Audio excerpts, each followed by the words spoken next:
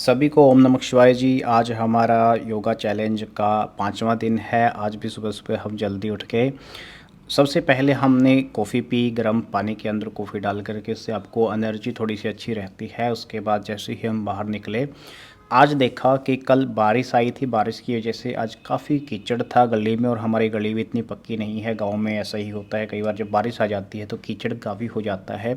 लेकिन जैसे ही हम सड़क पे गए, वहाँ पे किसी तरह का कोई कीचड़ नहीं था और सड़क पे अभी भी काफ़ी खाली सड़क थी। हम जॉगिंग करते-करते वहाँ तक पहुँचे जहाँ पे हम एक्सरसाइज करते हैं। वहाँ का नज़ारा काफ़ी शानदार था, क्योंकि अब जो धान की फसल है वो काफ़ी ग्रीनरी प्रोड्यूस करती है। वो अभी उस सिचुएशन में भी नहीं है कि पक गई हो और छोटी भी नहीं है, तो पूरे खेत आपको हरे-भरे लगते हैं और बहुत ग्रीनरी आपको दिखाई देती है चारों तरफ। वहाँ पहुँच के हमने अपना वार्म अप शुरू किया। सबसे पहले हमने अपनी रोटेशन एक्सरसाइज की। सबसे पहले उसी तरह से राइट हैंड से रोटेशन किया, फ्रंट में रोटेशन किया, बैक में किया।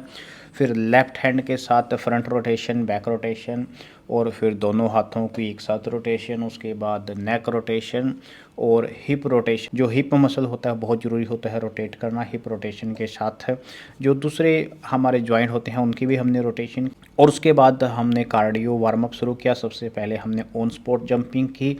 जब आप ऑन स्पॉट जंपिंग करते हैं तो आपके पूरे शरीर का ब्लड फ्लो थोड़ा बढ़ जाता है। फिर हमने ऑन स्पॉट रनिंग की। उसके बाद हमने जंपिंग जैक्स की। उसके बाद हमने नी टू एल्बो टच किया। उसके बाद एक दो और एक्सरसाइज की जो वार्म अप में अक्सर किए जाते हैं। जब अच्छी तरह से हमें लगा कि शरीर पूरी तरह से वार्म अप हो गया, तो हमने स्प्रिंट किया। पहले हमने 100 मीटर का स्प्रिंट किया, उसके बाद 200 मीटर का, और कुछ देर रेस्ट करने के बाद हमने 400 मीटर का एक और रनिंग ट्रैक कवर किया। उसके बाद रोज़ाना की तरह से फिर घर की तरफ वापसी की। रास्ते में हमने दातुन तोड़ा, दातुन को अच्छी तरह से धोया, साफ़ किया। उसके बाद दातुन किया। दातुन की एक ख़ास बात ये होती है कि आपको टूथपेस्ट की तरह मुँह में एक अजीब सा टेस्ट नहीं लगता। मुझे तो लगता है, आपको पता नहीं, कमेंट में बताइए कि आपको टूथपेस्ट का जो टेस्ट होता है वो अजीब सा नहीं लगता। दातुन करते करते फिर हम घर पहुंच गए। घर पहुंच के सबसे पहले हमने ये वाली प्रेयर की। ओम सहनावतु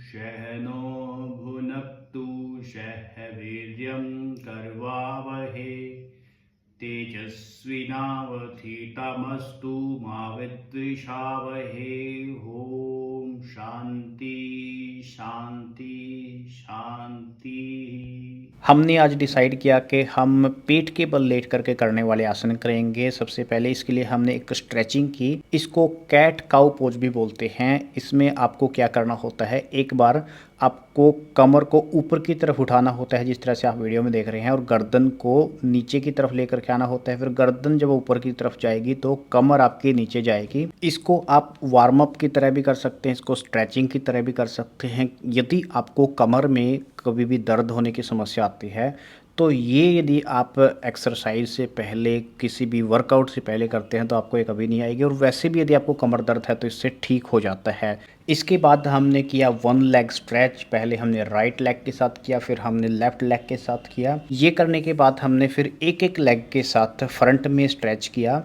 इससे क्या होता है, आपकी जो हिप मोबिलिटी है वो इंक्रीज होती है। सबसे पहले हमने लेट करके भुजंगासन किया। भुजंगासन में आपकी जो कोहनियाँ होती हैं वो थोड़ी मुड़ी हुई रहती हैं। यदि आपकी कोहनियाँ मुड़ी हुई होंगी तो आपका जो बल लगता है वो आपकी नाभि के ऊपर के हिस्से का बल लगता है। यदि आप कोहनियाँ सीधी कर लेते हैं तो आप कभी भी देखोगे तो वो जो नीचे का हिस्सा होता है, लोअर पोर्शन होता है बॉडी का, टांगें होती है, उनमें चला जाता है। फिर आपका वो असर वहाँ पे नाभि एरिया पे नहीं पड़ता। इसके बाद हमने शलभासन किया। पहले हमने राइट लेग के साथ शलभासन किया। जिन लोगों को साइटिका पेन की समस्या होती है, या जिन लोगों को टांग के अंदर खासकर दर्द रहता है, या लोअर पोर्शन में, लोअर बैक में दर्द रहता है, उनके लिए शलभासन बहुत बढ़िया आसन है, बहुत ज़रूरी उनको करना चाहिए।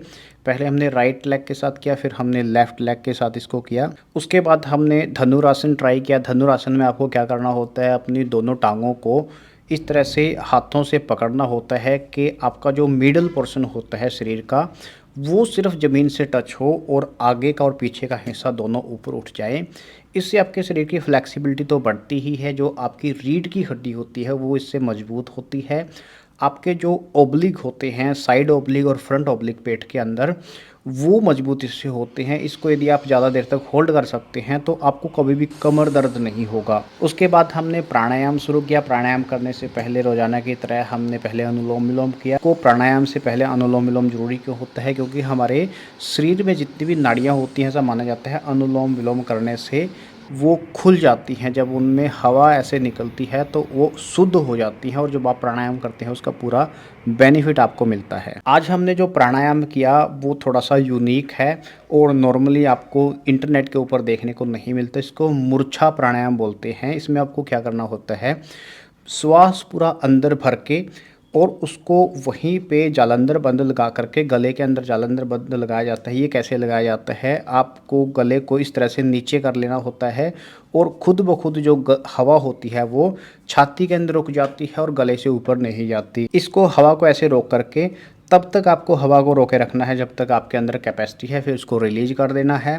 फिर इसी तरह से दोबारा से पूरी हवा अंदर भर के आप इसको रोकोगे, फिर इसको रिलीज कर दोगे। इसको मूर्छा प्राणायाम बोलते हैं, क्योंकि जब आप बहुत देर तक रोकते हैं तो एक मूर्छा आने की स्थिति आपके अंदर हो जाती है, तब इसको आप रिलीज करते हैं। जिन लोगों को हार्ट की समस्या है और बीपी की समस्या है, वो एडवाइस किया जाता है वो लोग मूर्छा प्राणायाम कभी ना करें, क्योंकि ये उनको प्रॉब्लम क्रिएट कर सकता है। लेकिन जिन लोगों को समस्या नहीं है, ये हार्ट के लिए, हार्ट को मजबूत करने के लिए और शरीर में ऑक्सीजन लेवल बढ़ाने के लिए जाना जाता है। मूर्छा प्राणायाम करने के बाद हमने 3 बार ओम का उच्चारण किया और शांति पाठ के साथ हमारे आज के सेशन को यहीं पे समाप्त किया।